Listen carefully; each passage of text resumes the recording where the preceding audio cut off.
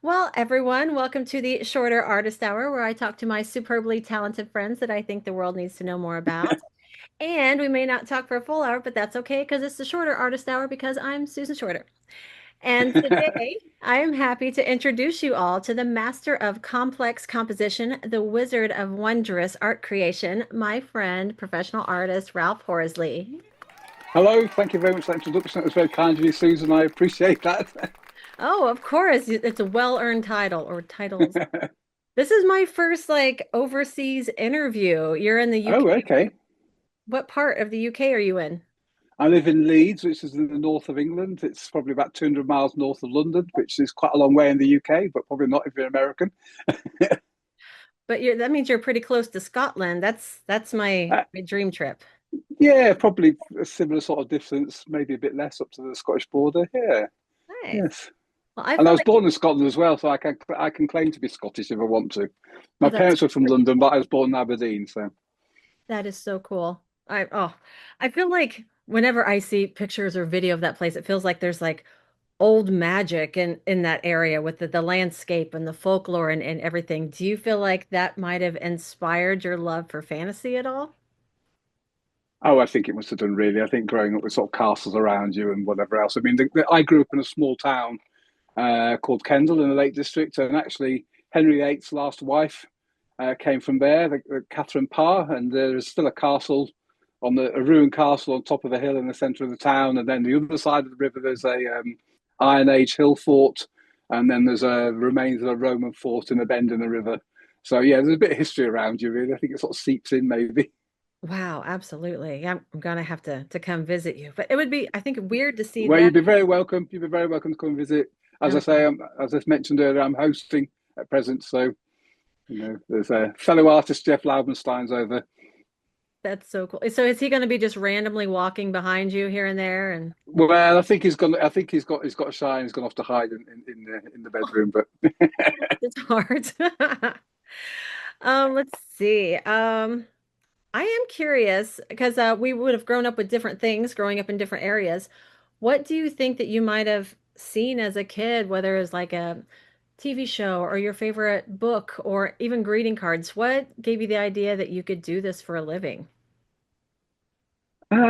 self delusion, I think, was probably the strongest one, really. There, um, I don't know. Actually, the idea of doing this for a living wasn't really something that I seriously thought about till I was 2021. I mean, I grew up loving art and drawing and sketching every day, and obviously was inspired. And my big influence for me, you talk about things you grew up with. Well, Yeah. when I was younger, I suppose I grew up drawing knights and castles and things like that. But the big change for me was reading Lord of the Rings when I was 11, 12, something like that. Um, and then my friend, when I was 13, got Dungeons and Dragons as a birthday present, and we played that, and that completely changed the way I wanted to draw because I was influenced by the black and white line drawings in the early edition, and what I was drawing was basically role playing games, the games we were playing. So, rather than just fictional things I'd sort of made up or been inspired by movies or whatever else, I was drawing my character and what he'd just done in that last game. So that was a big influence, and it's something I loved. But I never seriously thought that do it. And especially at the time, it was a lot less practical. There wasn't any internet, there wasn't email. I mean, how would you work for a company the other side of the globe, basically? Um, but I was quite seriously minded. I thought I'd do a vocational course. So I did a degree in librarianship and English literature. But That's during the course of which I was still doing a fanzine, I was still very involved in sort of the hobby side of the games industry. I put my art out there, and I thought, you know what, I'd like to have a go at doing this professionally. What I didn't appreciate was how bad I was. so, oh, I'd so I love to spent see some most of my early 20. stuff. Well, I have got some somewhere. I'll maybe dig it out and embarrass myself shortly if I can. But anyway, um, so I probably spent most of my 20s actually getting good enough to get work, really. Wow. Well, I read somewhere that your first professional job was at 18. It was, and I think that was the thing that helped the delusion. You see, there was a role playing magazine that came out, and maybe because of the connection with the fanzines, whatever else, I was sort of vaguely known, I suppose, within the sort of games, the UK games scene. I'd been to sort of conventions and things like that, and I was hired to draw a picture of an orc and I got £50 for it, which at the time was, considering we were talking about, well, yes, mid 80s, was a lot of money. And I thought, this is great. I can just draw an orc and people give me money. Yeah. Of course, it's not quite like that, is it really? So yes, I can claim I had my first piece published when I was 18, but So I sort of somehow think that my full time career really kicked off when I was about 30. So I'm quite a late developer, actually. I mean, I had work in between then. Actually, when I left college, I was actually thought I'd more like to, rather than working in the games industry, I thought I'd work doing comics. That seemed a more accessible route. It seemed like there was a lot more out there. yeah. There were a lot more comics conventions around, and I was quite enthusiastic about the graphic storytelling medium at the time. And it was only, and actually that's the route I tried to pursue, I sought to pursue, but it was a friend of mine from the fanzine, from the games industry, James Wallace, set up Hogshead Publishing, and he got the license for Warhammer Fantasy Roleplay from Games Workshop, and he asked me whether I'd work with him. He commissioned me basically to work with him with Hogshead Publishing, and ultimately on Warhammer Fantasy Roleplay. And through that, I got freelance work with Games Workshop, which would have been in my 20s. But to build up a full portfolio of work where basically I was doing nothing else apart from just illustration, I think 30 seemed like a crucial age to me. Which is again, as I say, it's really quite late in some ways, but then I was really quite bad.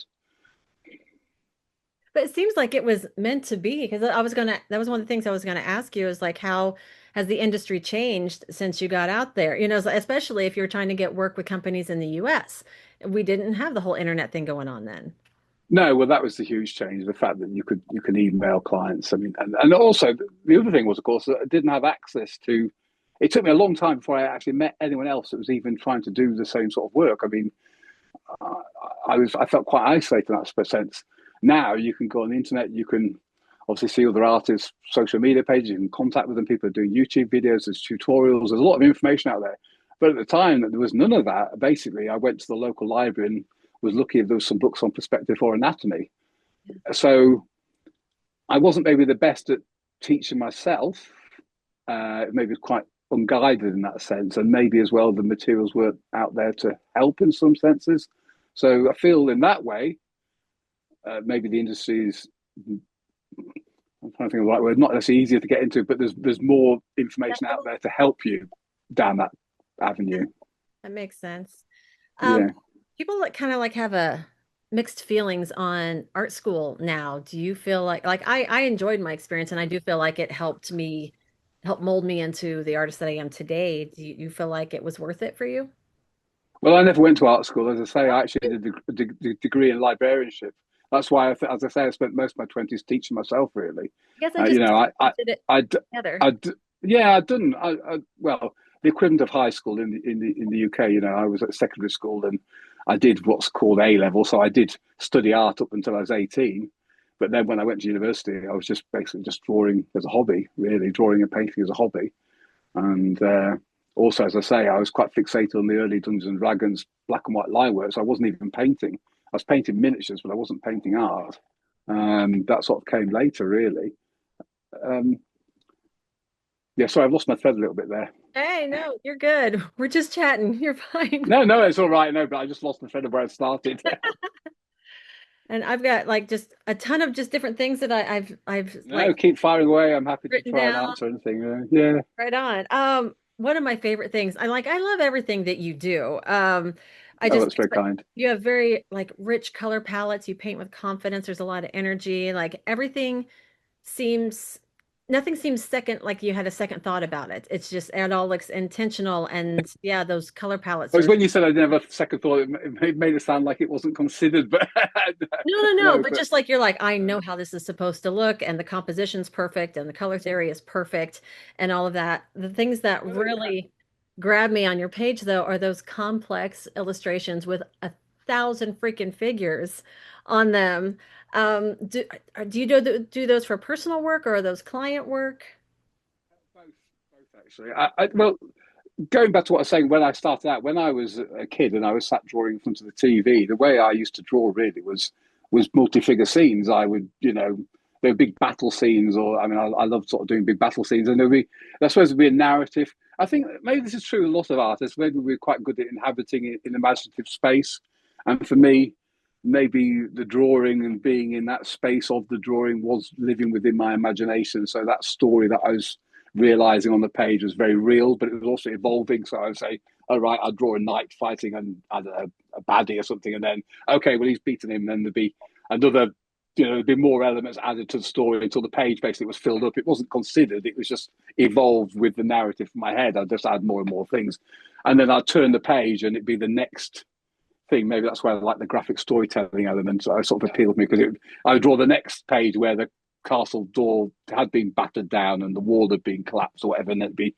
the knights piling in or whatever else it was, like that. So I think that was a natural inclination for me anyway. It's what I've always been attracted to. Yeah. And some of the very early work that I got freelancing with Games Workshop, which was with their Inferno magazine through the Black Library at the time, which was sort of illustrated stories and comic books and whatever else, were things like that with lots of figures. So in a way, I've sort of come full circle. I've sort of come back to those roots. And also throughout my career, I think it's been quite useful to me have a bit of a niche. I mean, a lot of artists hearts will sink if they get a brief which says, here's 20 figures doing this and that, whatever going on in the background. Whilst I really relish those, the sort of things that maybe left me more cold was have a single figure looking moody or something. I never really warmed to those pieces, and it's not my forte. Don't ask me to draw pretty women because they don't tend to look that pretty. But give me people fighting or something, I quite enjoy that.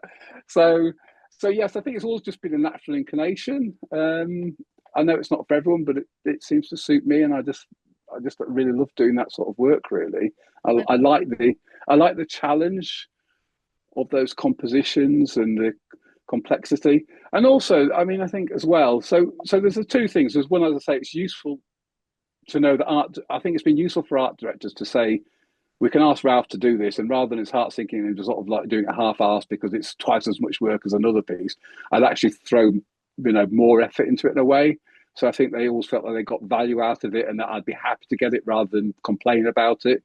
And at the same time, when I started out, I think because my drawing skills, my painting skills weren't that great, but what I felt I could do was put detail in. That was almost like a way to compensate for my lack of ability. Well, if I put more in and make more effort, then it must be better, which of course we know isn't true necessarily. But it was a good More crutch for me at craft the is just more time, really. craft. It's good. Yeah, yeah, yeah.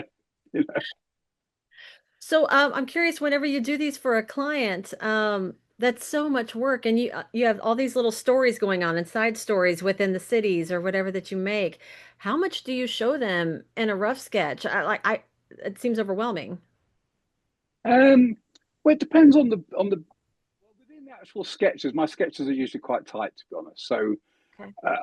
I say like for Dungeons and Dragons internal piece, I wouldn't send them composition studies. They'd just get the sketch. And that might be true for sort of interior illustrations. You tend to just send them the sketch. And then, there might be changes on that. But generally speaking, I feel like I'm quite confident with knowing that I can deliver what they're looking for. Cover work is different, but they don't necessarily tend to be as complicated scenes. Well, they were back in the day for some of the Games Workshop pieces, but generally speaking, most covers might. Well, I suppose Dungeons and Dragon covers might have half a dozen figures on that, but that to me doesn't seem overly complicated. But certainly there, I would send them composition studies and different approaches to how you might do it. Yeah. Um, but generally speaking, yeah, I think the sketch is usually pretty realised. So if it was, I mean, I'm trying to think of one of the in one of the latest editions of D&D, I did do like a country fair scene with some of the iconic characters and lots of villagers, and that probably had, I don't know, 100 figures in it or something like that. I mean, they were quite small, but it had some 100 figures. But every one of those would have been sketched out. It wouldn't have been left loose. They'd have seen all of the detail, you Wow. know. And I paint over my sketch as well. I've never liked transferring sketches. I'm not saying I've never done it, but I don't really like doing it. I'm quite happy to paint over my sketch. So that's another reason for sort of realizing the sketch quite well, really. Do you ever hide any of your friends or any recognizable faces in your pieces?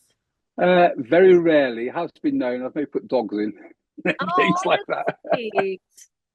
And I have in certainly a couple of personal pieces. I have snuck a couple of people in. I mean, actually, one of the last pieces I did, which was a big sort of a city scene. I did put my partner in. I did put her cat in, and put a couple of other friends in as well. So they do sneak in occasionally, but generally not now. I mean, there might be other like little Easter eggs and things in there, but probably not people as such. Yeah. I'm not very good at lightness, as you say. Well, or I feel I'm not very good at lightness because maybe I'm too harsh to myself. But You are. Yeah, very much so. So are you referring to the Freeport one? yes, that was the one I was talking about. Yes, I've got a print of it here, actually. I can show you if you like. Yeah, I need to get a poster of it. I forgot to when I was at IX, and I must have stared at that painting forever. I, So I am doing some smaller prints. Well, I can send you one, Susan. That's fine. You can look when I oh my post. goodness. So you You have can to sort of send me see zoom in. So if you look, the woman waving out the window. Oh, is that a bit blurry? a little I don't bit. know I if you can can. tell where she is in the piece, so I'll just, yeah. Yeah, she's looking out the window, and there's a cat on top of the flying carpet, and that's her cat. Oh, So things like that. So yes, oh, I absolutely love that. That's fantastic. All of these, I mean, clearly you have fun doing it, and it shows. Because for me, it's like, yeah, and oh, yeah, that I would be think so fun's hard. important. I think it's important that you enjoy what you do because I certainly find that when you don't enjoy what you do, Yeah. it does become a chore. And there's times when maybe you do feel a bit burnt out and you feel like you're losing the enthusiasm or passion for things. I think that's always very difficult. And I always try and get that enthusiasm back for a piece. Because I think if you lose it, then the piece always suffers. Yeah. I found that any time in my career, whenever I've gotten too much in my head and started to think, what do people want to see? Then I lose something in the drawing. But if I'm just drawing for me and enjoying it, then those are always the more Yeah, popular ones, even though I might not see them as the most, I don't know, compositionally or whatever, perfect, but you can feel that joy and you can feel that in all of your big pieces. They're so dynamic. no, thank you. With all of that work, I can imagine you probably have to have some kind of structure to your day. Do you have like a laid out work schedule? Well, I mean, I have a routine. I have habits. What's I your think we all do. We all do, really. I generally try and get up at like 7 or 8 o'clock in the morning, something like that, and I have breakfast. I check my emails. I play a game of Hearthstone or something, which I shouldn't do, but then I'll crack on. So I'm pretty good. I do. I mean, it's not a 9 to 5 routine because it's often longer than that, but that's also because the benefit of freelancing and working from home is that you can take time out. I've made a point in the last 15 years or so to try and exercise every day if I can, certainly during the week, and that makes a big difference. I've got a swimming pool nearby which I can get to within 10 minutes in the car. So I can go and I can swim a mile and come home and do that within an hour. So I might do that in the middle of the afternoon. That's when it's quietest there. You can do nice lane swimming without bumping into people. Or I'll go out on my bicycle. And again, it's nicer to go out in the middle of the afternoon, so when the roads are quiet and it's still daylight. Because certainly over the winter time here, it can be dark at 4:30 in the 4:30 in the afternoon, or something like that. 4 o'clock in the afternoon in the middle of winter. So, that can limit your time. But then I'll make up the time by working in the evening. So yeah, I think I'm quite good at that sort of discipline. But then I think the nature. I mean, I've freelanced all my life. I mean, you know, I joked about my career maybe not starting till 30. That isn't quite true. Of course, I was freelancing all through my 20s, but maybe I was struggling to make any decent money with it. It was quite hand to mouth existence, which I'm sure we've all been familiar with freelancing. But I have freelanced since I left university at 21, and I'm 60 this year. So you Wow. realise that if you don't work, you don't get paid, and it's all piece rate work. I mean, that's the nature of freelancing. You're paid X amount per piece of work, and if you want to earn more, then you have to do more, really, or get better paid jobs. I mean, it's quite a simple equation, really. So that just made me think of a question. I don't know if it's any different over there, but over here, of course, if you're freelance, you don't have insurance unless you pay, out the tooth for, to get it on your own. I have it through my husband. How do you deal with health insurance being a freelancer? Well, I've got the National Health Service. I don't need any health insurance. I'm so jealous. So I need to move, basically, is what you're saying. Eh, Well, I do pay for it in tax, but I mean, I have had the benefit of it as well. I mean, yes, I realise being an American, that's a huge anxiety, I'm sure, for a lot of people, and that's what I've heard before from a lot of people freelancing, the fear of illness, really. I'm lucky that And, my and husband works at the university, so we have okay insurance, but it's not great. yes, no, whilst thankfully that's not something I have to worry about. There might be other cost of living issues, or we've all got maybe some things you're concerned about, but certainly that is not one of them for me. I mean, there's the concern of not being able to work because of ill health, which of Sure. course would impact. But I don't worry then that I'm going to get a huge medical bill. Yeah, that's wonderful. Uh, Yeah. I do I love that you're so active. I see all your pictures and stuff whenever you're taking your rides and everything. And I did want to draw attention to you're going to be doing a diabetes UK fundraiser. I'm part way through it now. I signed up to swim 44 miles by the middle of June. Wow, I think I'm about, and the way they've done it is that's equivalent to swimming across the English Channel from England to France and back again. I've nearly got to France, that's so incredible. I think I've got another 3 or 4 weeks to do the remaining 22 miles. I usually swim a mile a session, Awesome. so if I go every day, I should be able to make it. Can people donate to this? Like, can I post a link and the Yes, I can send you a link, Susan. It's on the just I've got a Just Giving page. Maybe if I send you a link rather than try and find it now, is that okay? Oh, 100%. Yeah. So I'll totally Yeah, put but the if, and video. if anyone would like to donate, that's fantastic. It's a great cause. My aunt's had diabetes since she was a teenager. She's in her 80s now. Her health is actually remarkably good considering. A very good friend of mine, similarly, he's had diabetes, type 1 diabetes since he was the same age. Unfortunately, he lost his sight 20 years ago.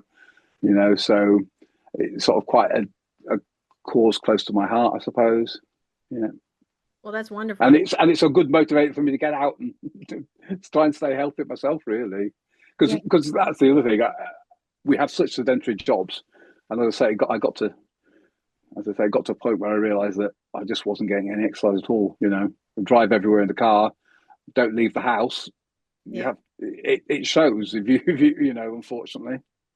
Starting to catch up with Yeah. me. I'm 48 now, and besides the art thing, I'm also doing art directing, which is just more sitting.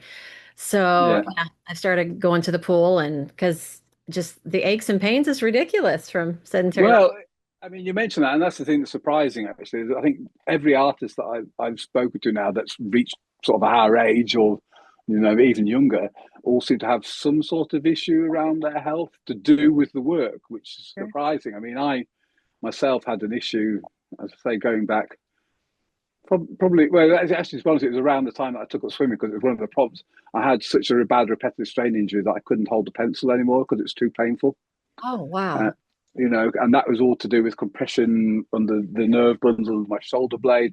And actually now I go once a month and have physio on my arm. I went yesterday actually, and part of the reason I took up swimming was I found that was the one exercise that actually made it better.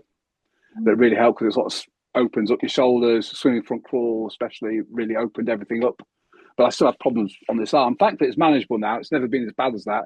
But that was a big concern at the time that basically I just couldn't draw. I couldn't paint. I couldn't do anything. I couldn't hold a pen because I just got a shooting pain all the way up my arm.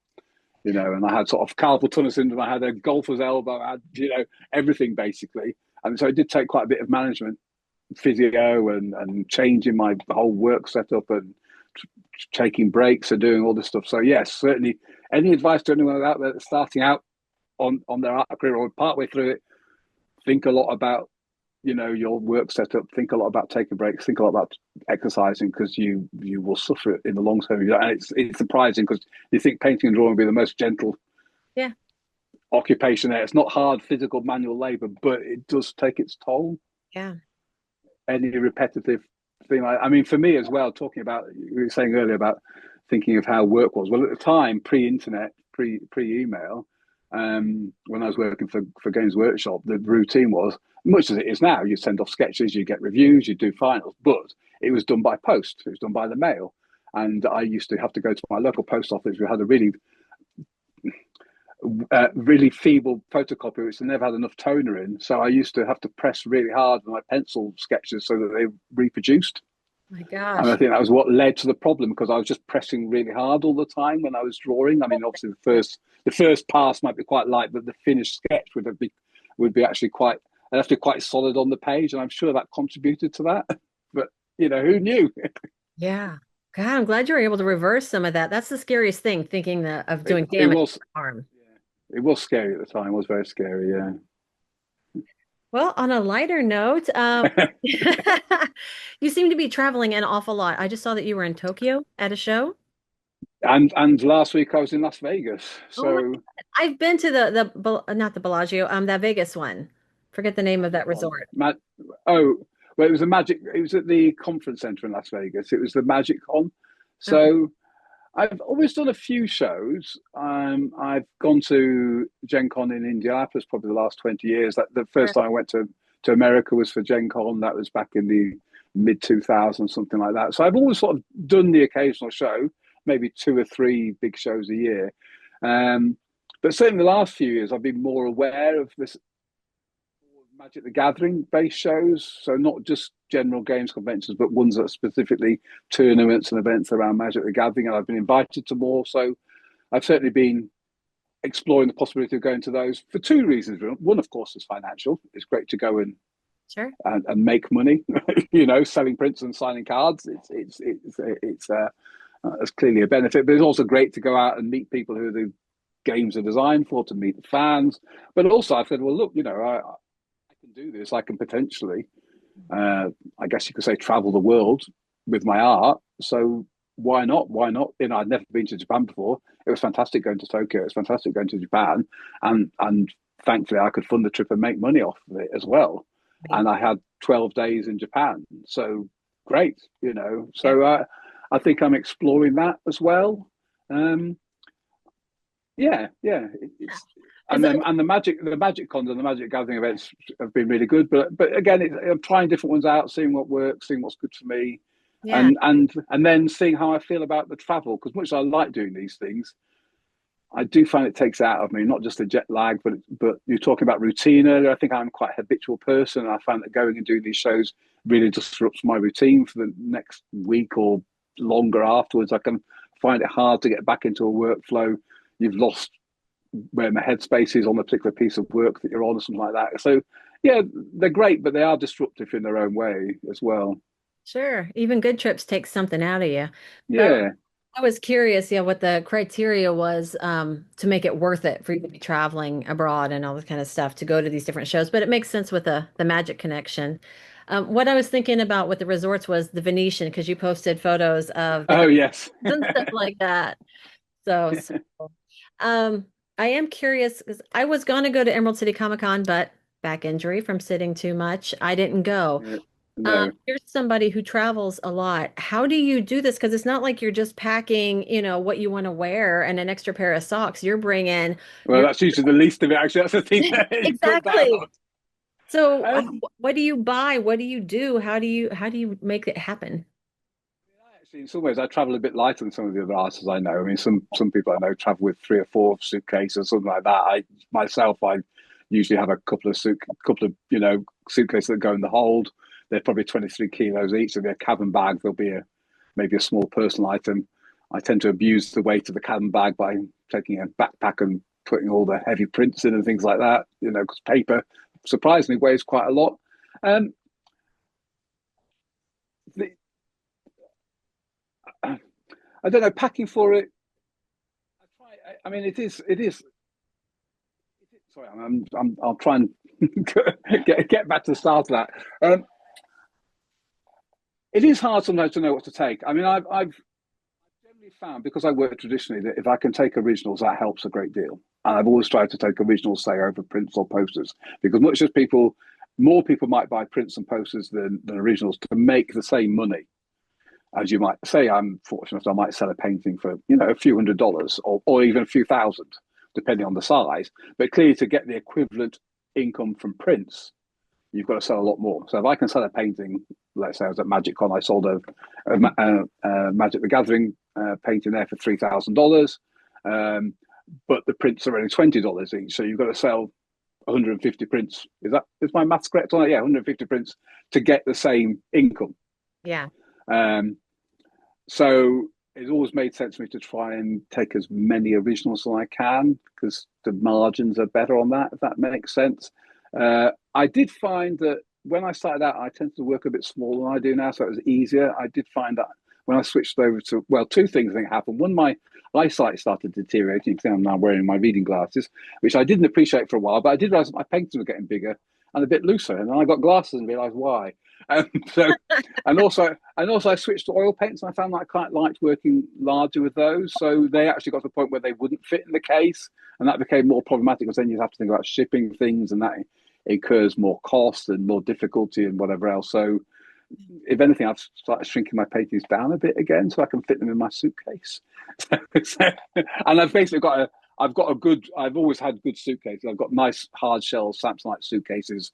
But I was Try to get the best dimensions I can so they'll robust and the paintings won't get damaged, and then pack them really well so when Homeland Security or Customs or whoever open it up and they shuffle everything around, it will still be safe. I'd be so Not to say I scared. haven't had incidences, but fingers crossed, generally things are okay. I remember at Gen Con where you didn't get all your art, like the bag didn't show up or something. Well, that was interesting because that was actually, as I say, when I started doing larger paintings and something that it was Linda Adair, I think I'd come across at IX. She was coming from Australia to America, and she was shipping her paintings in a bike box. Now, the great thing about bike boxes is obviously they're a lot bigger. Well, certainly the old style bike boxes, modern ones now tend to be shaped in the shape of a bike and aren't much use, but older bike boxes were pretty much just a big rectangular suitcase. Um, but they were, because they were sporting goods, you didn't pay like a massively oversized premium. And if they didn't ask what was in it, well, it was a bicycle. So again, it was just treated as a sports goods. So you'd maybe them say, I don't know, you might pay $100 for a case. You paid $150 for a bike box. So that made a lot of sense, and I've done that. But the downside of that was they were oversized, so they wouldn't go on the baggage carousel. They'd all be dealt differently. I don't know if you've ever been to an airport and seen someone with their skis or their, whatever else off on a separate pickup point. Well, it was basically doing that, and unfortunately, they I found that on more often than I'd have liked, they didn't make it onto the plane with me. They got, anytime I had a transfer, they would generally get left behind, especially if it was a fairly short transfer window and you were somewhere like Heathrow, which is a massive hub airport. I suppose because it wouldn't go on the baggage carousel, they handled it differently. It got delayed, and that's what happened at that particular Gen Con. That one of my cases, the oversized case with all the original paintings in, arrived like 2 days late or something. So again, I've learned, well, okay, if this might happen, I should probably get in a day earlier. So I've got an extra 24 hours of leeway. And also it means it gives me a bit more time to recover from the jet lag and everything else. So yeah, so trying to be a bit more sensible in planning my trips as well has helped with that. But consequent to that, as I say, I generally now don't take the bike box because it just became problematic. Yeah, I would be a nervous wreck each time, but I overstress Oh, about well, I am a nervous wreck each time. I mean, but the other thing as well, which has proven useful, I also put air tags in my suitcases now, which has helped. So the last time that cases were delayed, thankfully it was on the way home from a show rather than on the way to a show, when I was sort of put the baggage claim in, like I said, I know exactly where they are, and I can show you a screenshot of where they are in that airport, because yeah. the air tags were telling me. I think it was Iris Compete that posted something about she had lost a bag, but she had had an air tag in it or something like that. Yeah, So I yes. do that now. It's like, Yes, I think that's a good thing. I think she was talking in particular in shipping a lot of paintings just to a client, I think, or a buyer. But that makes a lot of sense. You've got thousands of pounds of artwork, and the last thing you want to go is missing. oh my God. And air tags are, they're cheap in comparison. Are you doing IX or Gen Con this year? I'm doing both. Yes, as you say, I've got a few shows on. I'm going to be next one actually is the end of this month. It's the biggest UK show, UK Games Expo. It's being held in the Birmingham National Exhibition Centre. That's a great show. I've done their poster artwork for the last dozen years or something like that. I've been involved in the show for longer than that, and I've seen it grow and grow from basically being in the conference room of a hotel through to now the largest sort of convention centre in the UK, or one of the largest convention centres in the UK, and within that space grown to more halls, from one hall to now I think it's up to 6 halls or something within that space. Wow. And I don't know what the figures are. I think they're up to certainly tens of thousands anyway go to that. So that's a nice big one. That's the end of this month. Then I will be doing in July, I'll be going to Magic Con Amsterdam. Thankfully, I've got into that again, which I'm very appreciative of. And then Gen Con, and then, yes, IX. And I have been invited to some other Magic the Gathering events along the way, and we'll see whether I do those or not. But yeah, Oh, it seems to be a full schedule, actually. Probably about one a month, really. Yeah. wow. Yeah, that's a lot, especially because yours, they're not just in town. Like I have this a con this weekend, but it's like an hour from my house. Not a big deal. And then yeah, so anybody Geek Meet Indies for any locals need to come see me up there. But yeah, good. I'll Well, get to a Gen But Con. that's why it's nice for me to do the UK Games Expo, because I can drive to it. So for once, I don't have to worry about the size of the suitcases. I can load up the car, you know, and yeah, and some of you said for doing local shows. I did one called Aircon, which again is just like a local games convention, but it's literally 30-minute drive down the road, and I can come home at night. And there's another local comic convention I'm doing in October time or something like that, which again I'm doing because it's the same place, like a 30-minute drive. So it's just nice to do those sometimes. Do you ever just have like pinch me moments? Because like you said, you grew up wanting to do like D&D artwork and stuff like that. And here you are, one of the most recognizable artists doing this stuff. So does that feel surreal to you, or is it sunk in and you're like, yeah, I got this? Oh, well, very surreal actually. I mean, yes, yes, and I think actually it's good to pinch yourself sometimes and go, wow, you know, my 25-year-old self when he was wondering whether actually I've made a huge mistake and I should have just gone and become a librarian. And what was I doing trying to pursue this career in art when I'm making no money and you know and am I making myself unemployable? And really, and you know, and that was a period of anxiety. Where you know, is this a viable career choice, or have I just blown it really? To now be in a situation where I'm flying to Las Vegas and you Yeah. know and making money and having people coming and paying for my signature on cards, it's quite shocking, really, in a good way. So Yeah. yeah, I think it's good to pinch yourself to because you know within those environments you can get the imposter syndrome. You can feel like, oh, maybe I'm not doing as well as that person. Maybe my art isn't as good as that person. You can be very self-critical. And I think that's good in some ways because it sort of drives you on to improve without that, you know, without some sort of motivation. Well, you know, stasis and stagnation is not where you want to be. But at the same time, I think you can lose sight of where you've come from if you're not careful. And I certainly done that on a few occasions. You mentioned IX. I certainly remember that a few years back, going, wow, you know, here I am alongside these fantastic artists who I've long since admired, and I'm in a sense on an equal footing with them. It's a juried show. I'm on the same floor and next to them, you know, Yeah. sharing a stand, and yeah, and I think it's good to pinch myself and go, yeah, that you know, this is a great place to be, and you're doing okay, really. Yeah. Oh, that's wonderful. I love that. Are there any IPs that you're fascinated with or love that you haven't got to work on yet that you would like to? Um, that's a good question, actually. I don't know. Yeah, I don't know that there really are. I think it's probably things that if I really thought about it, there's someone said, "Oh, right, you could do this." I'd think, "Oh, yeah, that'd be great." But I feel fortunate. I have worked on a lot of things that I wanted to.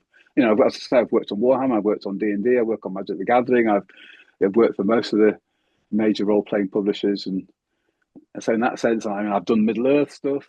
Yeah, so there's So cool. I've done, you know, Jack Vance Dying Earth. I've done all kinds of different things. So yeah, I'd like to see what would come along though. I'm sure there'd be something that would maybe amuse me. Maybe Wind in the Willows. Who knows? For something Ooh, that'd Alice in be cool. Wonderland or something. I don't. Having said that, I have done Alice in Wonderland stuff. So I don't know. It'd be something maybe a bit left field that I wasn't even thinking about. Yeah. Well, and there's still new things being created that you might be a fan of. Like I was thinking about, Absolutely. I didn't know until I was going through some information about you. You did a Stranger Things collab, some artwork for them for the Oh yeah, yeah, yeah. Hellfire Club.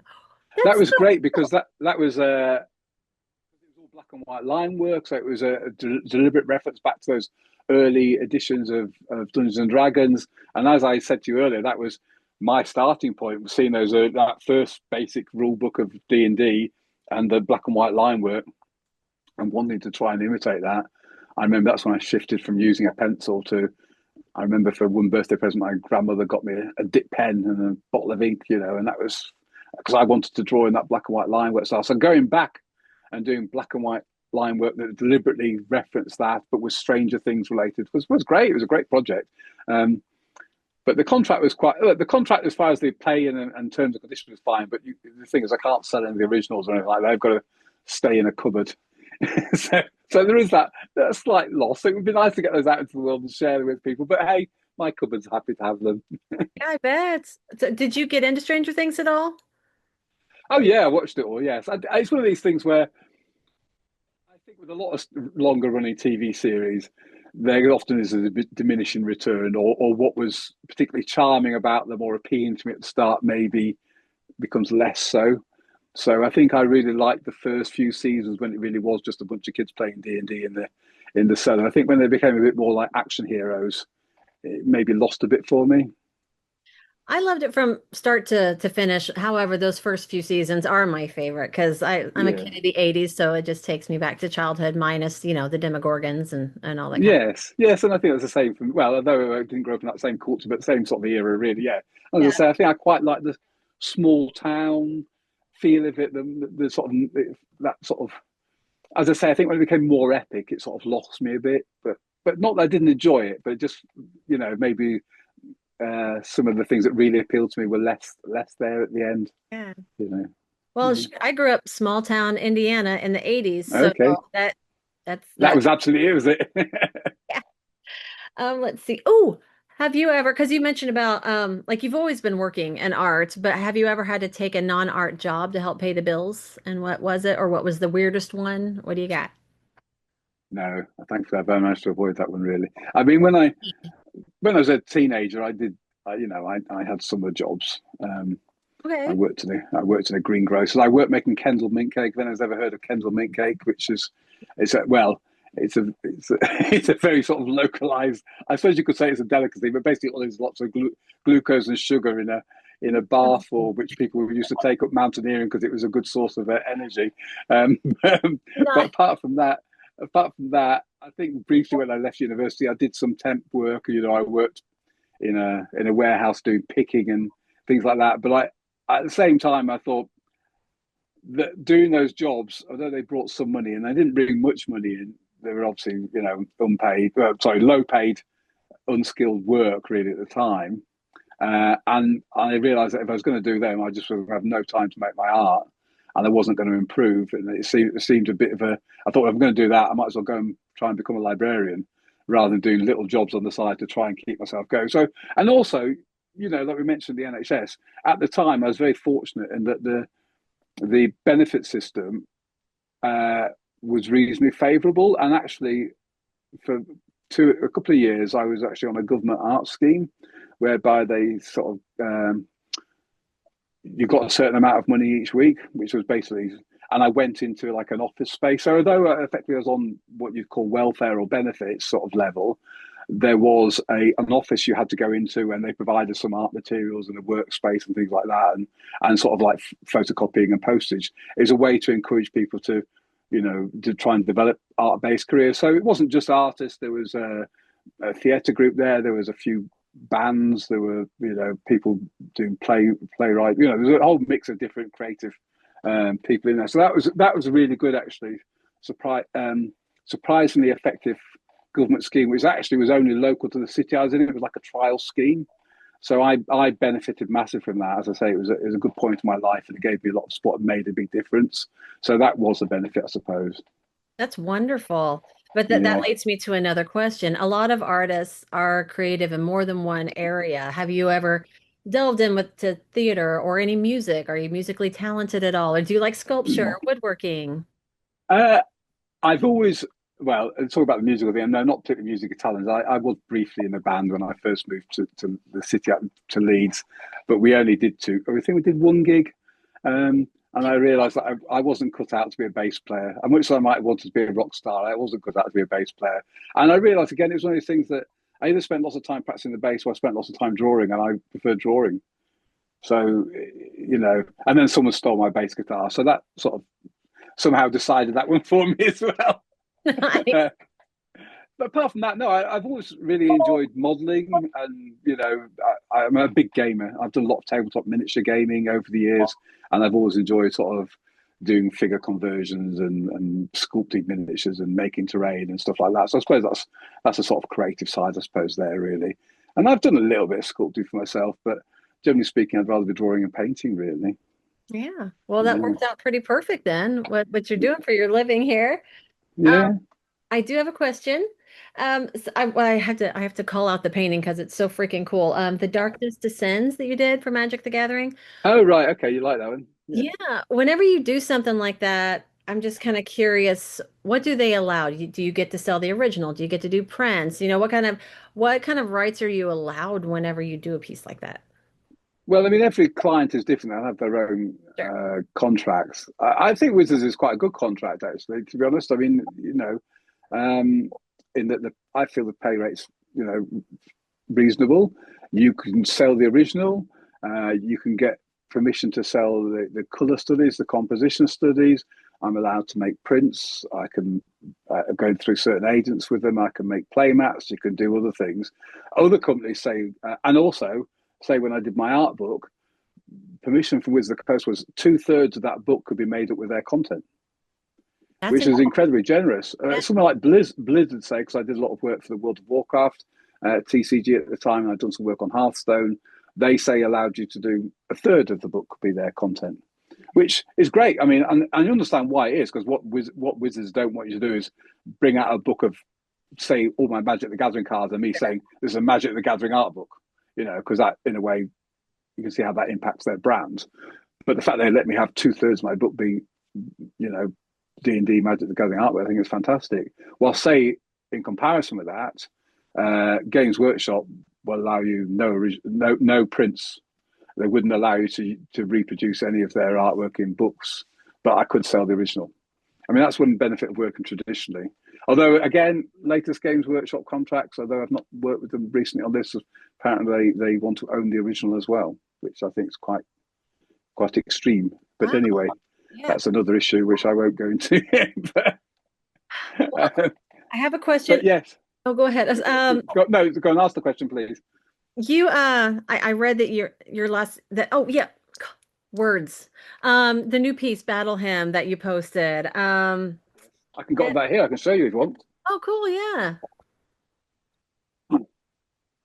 Here it is. I've got it out because I've been posing with it to try and take some photos. So it's just back Oh, up that's here. so cool. So you can zoom in a bit. I don't know, is it all going blurry again, or can you see that a bit? Yeah, I can see it looks fantastic. I was curious, you said it's acrylics, but you said it's acrylics on oil paper, and I have no Yeah, idea. it's sort of like oil primed paper. You can basically buy paper which is already primed, so when you put oil paints on it, it won't destroy the paper. Really? Yeah, Hmm. yeah, it's I've good. been It's a doing good thing. watercolor forever, so like hmm, that sounds Yeah, fun. watercolors one medium I've never actually tried, but keep feeling I should. But then I feel sort of acrylics give you some of that flexibility. I don't know. It seems quite daunting watercolors in some ways, but because of the thing, see, I started out as I say, being self-taught, and part of the reasons that I ended up using acrylics is because I was a miniature painter. So when I Sure. was doing my modelling and doing my tabletop gaming and playing whatever miniature games I was playing on the tabletop, I had acrylic paints to paint the miniatures. So when I realised that actually black and white line work wasn't going to be the basis for a career, especially when full color printing was taking over. And I'm glad it was. I realized that I should start doing color work if I really want to progress my career. Naturally, I turned to acrylics because I had them. I already had them. They were reasonably inexpensive. Didn't have to worry about toxicity, drying time, or huge expense. So basically, I taught myself to paint with acrylics. Really, that's where that came from.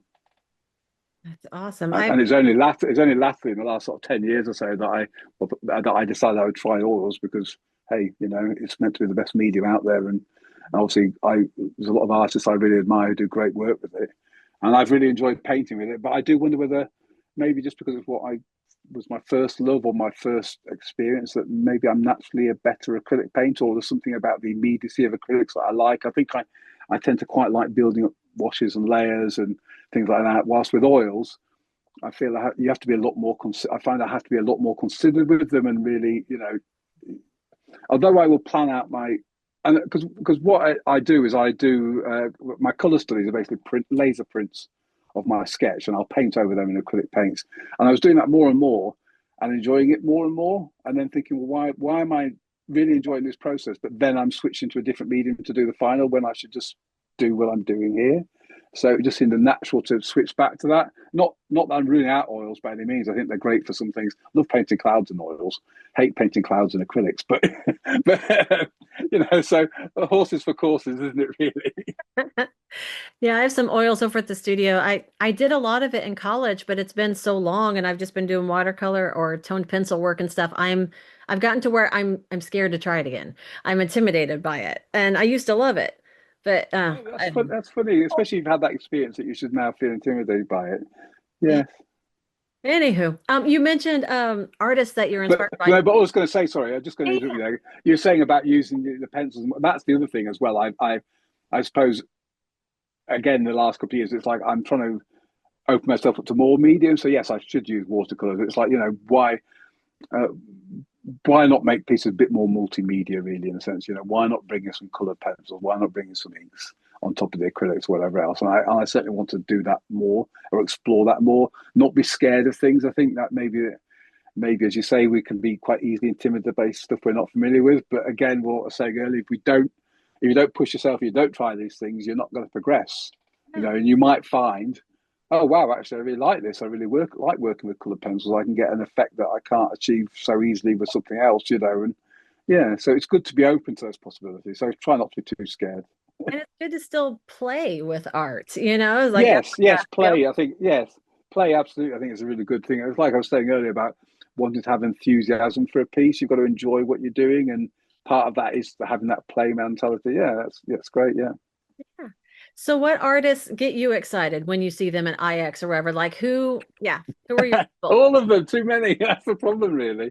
And it's usually people that work in a completely different way to you. So people that I don't know, really loose or expressive or something. Oh wow, I wish I was like that. I feel so anal when I come to do my painting, or you know, I mean, it is a one thing, especially I suppose in an age now when we're living in AI art, which is very reductive and it can all look quite very similar. Even anyway, let's not go down the AI art route. But one of the I things don't that's know if you want to wonderful talk going to about AI or not. Yeah. I don't want to talk about it. I It's don't just too either. bleak. Too Yeah. bleak. But one thing that's wonderful going to these shows, and what makes you appreciate individual artists is the individuality.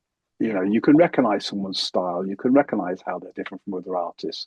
You know, even nascent artists, people starting out, you can see how they're developing their style. You can see how they're different from other people in so many different ways. And that's the wonderful thing about going to these shows.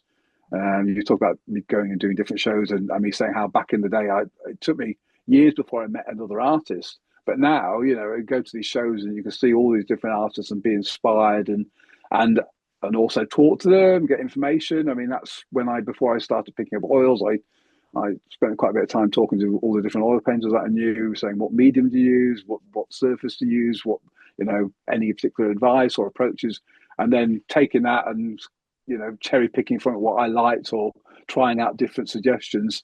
One thing I would say about that, which I learned quite well slowly, was try and only change one variable at a time because then you know what's working. So it's like, I Yeah. think because it was like like you said, I was a bit overwhelmed by all. There's so much choice in a way. There's so many different surfaces, so many different brushes and mediums that I did throw myself in a bit head first, but then the trouble was like, oh, well, was it the fact that I was using walnut oil or linseed oil, or the fact that I was using linen or canvas? Why was this more enjoyable or less enjoyable? What was working? Just change one thing at a time, and then you'll know. Very wise. But gosh, you just linseed oil and all that kind of stuff. I'm like, yes, just all the different things. I think that's why I'm nervous to get back into oil painting, but I loved it. I got to make a play date with it. So there we go. Yes, yes, sounds a good idea. Well, you've mentioned a few. What did you say your next convention was where people can see you? UK Games Expo, that's the big one at the end of this month in the United Kingdom. Then there's MagicCon Amsterdam for anyone that's a MagicCon player that wants to get over to the Netherlands. And then the big US one will be Gen Con, which is a long-standing favourite, and it's be great to be back at that. Yeah, we'll get to hang out. I'm actually gonna get because I live like an hour from there, so I usually drive in. Oh, okay, Couldn't fantastic. really hang out with everybody, so I'm actually getting a hotel room this time. So Okay, great. we'll all get to do artist dinner and hang out and stuff. What website would you like people to go to see your stuff? Nice easy one, www.ralphhorsley.co.uk. Very nice. Well, do you have any last little tips or little thing you want to say to our tens of followers? Um, just keep drawing and painting and try and find stuff which you're enthusiastic about and you've got a passion for and do it. Try and creativity is you don't have to. I think a lot of people could be hung up when they're making art on the result, on the outcome. I mean, this is something I've sort of said to people before, especially if I don't know, occasionally I might host a drawing thing or something like that, but very on a very amateur level. And you'll find that most people, when they were kids, they enjoyed drawing without thought. We all, whether it was at school or at home, people would draw and paint, and just have fun. And then it somehow seems like somewhere along the way, a critical voice came in where people were saying, I'm not good enough, or this isn't as good as that other person's, or this isn't quite how, and then people stopped doing it because somehow the end result became more important than the process. And I'm just saying, try and enjoy the process. Just try and, if you enjoy drawing and painting, just enjoy it. Yeah, Don't be too hung up on the fact it doesn't quite look how you want it to be at the end, or it's not as good as someone else's. Yeah, that's I think it's wonderful. Yeah, important. not I everything think it's, sell. Just sorry. I said, not everything has to be something for sale. It's just an Oh experience. no, absolutely not. No, no. I mean, I think that can be the problem sometimes being, I mean, I think can sometimes be a problem for me is that I don't, I don't tend to just sit and scribble in a sketchbook and fill it up anymore because I feel like everything should be marketable in some way. And I don't want to tear That's pages out of my yeah. sketchbook. I'd rather get like a little panel and draw something on that because then I feel like I can put it in a frame, which is maybe sad in some ways because you're not maybe there's always a voice at your back of your head saying, "I'm doing this for myself, but someone might want it." Yeah. Or you get part of the way through it and you're like, this is actually good. If I clean this up, I can turn this into something. Yeah. Yes, yeah, All right. quite. Well, maybe that'll be your takeaway. You just need to like play with some other things I and think so. yeah. Yeah. Hey. Well, I can't thank you enough for coming on here. This has been a delightful chat. Well, thank you very much for having me, Susan. I really enjoyed talking to you, and it's always good to see you at shows and things as well. So, I look forward to the next time we bump into each other. Absolutely. And I will snag one of those posters of your Freeport for sure. Hey, drop me your address, and I'll send you one off. It's so sweet. Thank you. Well, go enjoy your time with your buddy and thanks again. Okay, well, thanks, Susan. That's been great. Bye. Bye bye.